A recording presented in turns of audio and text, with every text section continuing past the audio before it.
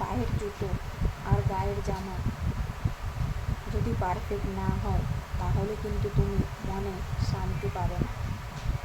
সেই রকম ভালোবাসার মানুষটাও যদি তোমার জীবনে পারফেক্ট না হয়, তোমার জীবনেও শান্তি আসবে না।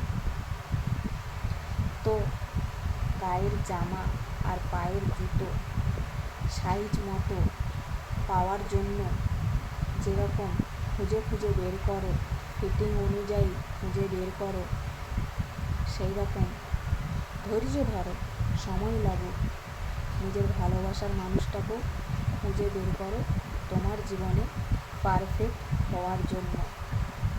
তাহলেই তোমার জীবনে শান্তি আসবে।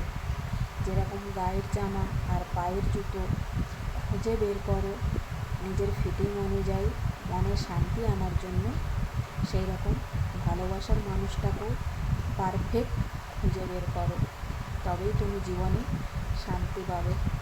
তো চলো, সবাইকে জানাই গুড আফটারনুন, শুভ দুপুরের শুভেচ্ছা। সবাই ভালো থেকো, সুস্থ থেকো, এই কামনা করি আজ বাবা ভোলানাথের কাছে।